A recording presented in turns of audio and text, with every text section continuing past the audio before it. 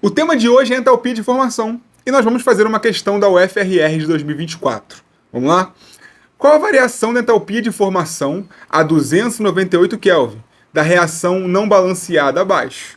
E aí ele fornece a reação e as entalpias de formação dos compostos. Primeira coisa, essa reação ela não está balanceada, nós precisamos balancear a reação. Vamos lá. Toda vez que a gente pensa em balanceamento pelo método de tentativa, automaticamente todo mundo pensa na regra do macho. Porém, é um método de tentativa. E a regra do macho é um macete que a gente usa com uma sequência para poder fazer o balanceamento. Primeiro pelos metais, depois ametais, carbono, hidrogênio e oxigênio. Só que às vezes ela pode levar a gente para um caminho ruim, que é o caso dessa reação. E lá no final a gente vai comentar o porquê. Por isso eu vou pular primeiro essa parte aqui dos metais e ametais e vou olhar carbono, hidrogênio e oxigênio. Vocês já vão entender o porquê disso. Vamos lá.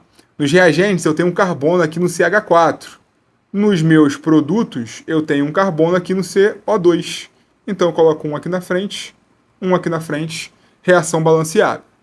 Depois eu vou olhar para os hidrogênios. Se eu coloquei um aqui na frente, eu tenho 4 hidrogênios no reagente. No produto eu tenho H2, eu preciso ter 4. Eu coloco 2 aqui na frente. Beleza. Agora eu preciso olhar para o oxigênio. O oxigênio, eu tenho 2 oxigênios aqui do CO2, mais 2 do H2O, ou seja, mais 2 da água. Então eu tenho 4, então eu preciso colocar um 4 aqui na frente. Por isso que para poder balancear agora, eu venho aqui e coloco mais 4 como coeficiente. Conseguiu perceber que se a gente seguisse o método de tentativa pela regra do macho, olha como que isso iria gerar um problema no final. Porque a gente começaria aqui pelo cobre, iria balancear primeiro o cobre com 1 e 1, e isso iria se desenrolar de uma forma mais complicada. Beleza? A regra do macho é apenas um macete para a gente dar continuidade na nossa questão. Mas não é que tem que ser feito sempre dessa maneira. A gente precisa observar cada caso. E tem alguns casos que com o tempo você bate o olho e você consegue perceber que não é o caminho ideal. Beleza.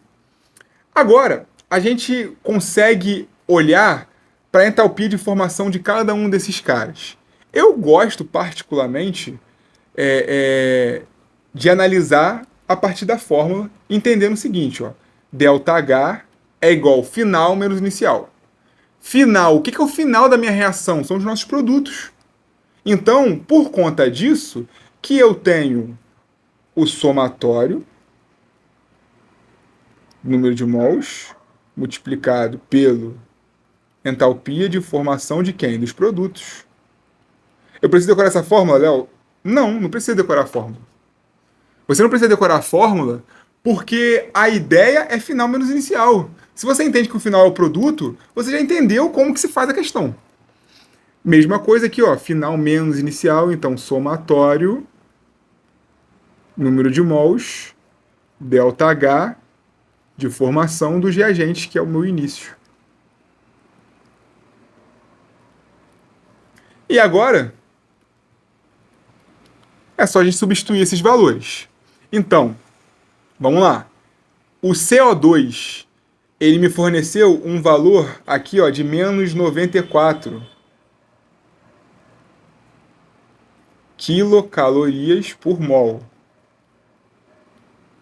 E eu tenho 1 mol de CO2, então eu vou multiplicar isso aqui por 1 mol. E aí, repara, a unidade ele me deu quilocalorias por mol, eu estou multiplicando por mol, e é por isso que no meu resultado, nas alternativas, eu só tenho quilocaloria. Por quê? Porque eu vou estar cortando essas unidades aqui, tá? Isso aí já fica bem claro pra gente. É um somatório, então eu estou somando com agora a água, H2O, que eu tenho 2 águas, então eu tenho 2 mol de água, multiplicado com menos 68 quilocalorias por mol. Mais o cobre. O cobre, ele tem um valor igual a zero. Ele nem precisava dar esse valor para a gente sabe que quando a gente está falando de uma substância simples, ele vai ter uma entalpia de formação igual a zero. Mas a questão aqui, ela deu essa facilitada aí pra gente, que a gente não precisa lembrar desse conceito. E eu vou colocar 0 vezes 4 só para poder você entender de quem a gente está falando no futuro, quando você estiver refazendo essa questão. Menos, agora, o somatório dos nossos reagentes. Final menos inicial. CH4 é menos 18 quilocalorias por mol vezes 1 mol. Menos o óxido de cobre, que é menos 37. Eu não vou colocar unidade por conta do espaço, tá? Aí já entendeu que a unidade é quilocaloria por mol vezes mol e vai cortar. Então, menos 37 vezes 4. E fecha parênteses. Agora a gente precisa trabalhar esses valores para poder encontrar a nossa resposta final da questão. Então, vamos lá.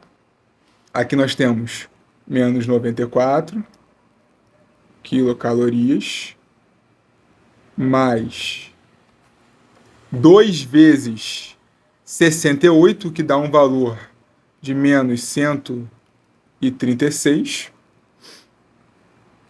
Fecha parênteses, menos, abre parênteses, menos 118 quilocalorias com menos 37 vezes 4, que dá um valor para a gente de 148 quilocalorias.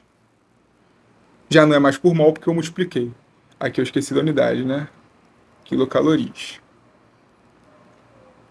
Fazendo agora as subtrações e adições da nossa formulinha, menos 94 com menos 136 dá um valor de menos 230 quilocalorias, menos... E aí, menos 18 com menos 148 dá menos 166 quilocalorias.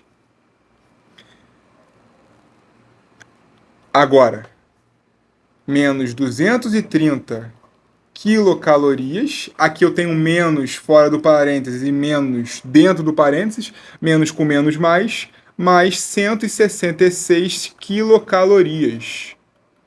E aí, fazendo essa continha para finalizar, nós temos um valor de menos 64 quilocalorias.